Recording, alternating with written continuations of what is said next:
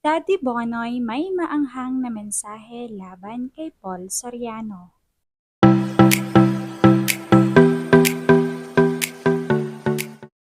Nasa sentro pa rin ng usapan ang tungkol sa mag-asawang Paul at Tony.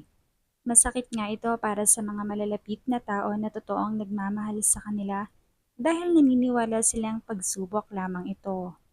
Kamakailan nga lamang ay nagsalita ng inang kapamilya ni Tony at kaibigan na kapwa na dismaya sa nangyari sa mag-asawa. Samantala, ay hindi na rin nakapagpigil ang ama ni Tony na si Daddy Bonoy na magsalita. Nabatid naman natin na talagang alagang-alaga at mapagmahal sa kanilang mga anak.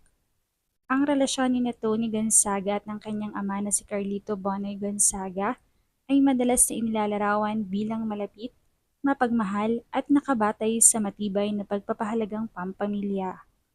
Makikita sa kanilang mga panayam at vlog na malaki ang impluensya ni Daddy Bonoy sa pagpapalaki kay Tony, lalo na sa paghubog ng kanyang disiplina, pananampalataya at respeto sa pamilya.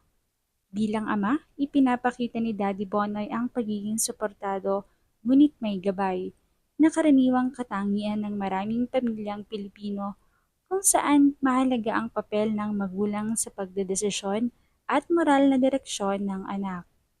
Sa kabilang banda, makikita rin kay Tony ang malalim na paggalang at pagpapahalaga sa kanyang ama. Madalas niyang kinikilala ang sakripisyo at payo nito sa kanyang personal at profesional na buhay. Kaya naman ayon sa aming source, labis ang galit ni Daddy Bonoy sa nangyari kay Tony at sa ginawa ni Paul. Ipinagkatiwala niya raw ito kay Paul para sa ikabubuti ni Tony para maalagaan ito na kahit hindi niya nakasama sa bahay ay alam niyang nasa mabuting kamay ito. Subalit sinira niya ang tiwala ng kanyang pamilya. Sa ngayon ay nagbibigay siya ng payo at espiritual na gabay. Hinihikayat si Tony na manatiling matatag at magtiwala lamang at huwag agad magpadala sa negatibong komento ng ibang tao.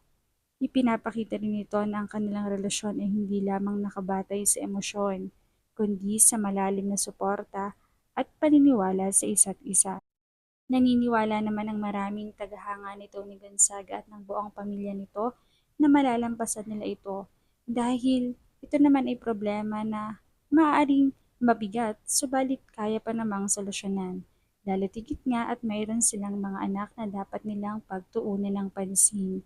Maingay man ang paligid, maingay man ang publiko, subalit mas mananaig pa rin ang pagmamahal ng isang pamilya. Bagamat marami na ang nagtatangka na talagang masira ang kanilang relasyon, subalit kailangan nilang maging matatag at labanan ang lahat ng mga problemang ito dahil matagal na rin ang kanilang pinagsamahan at masasayang alaala na binuo bilang mga mag-asawa at pamilya.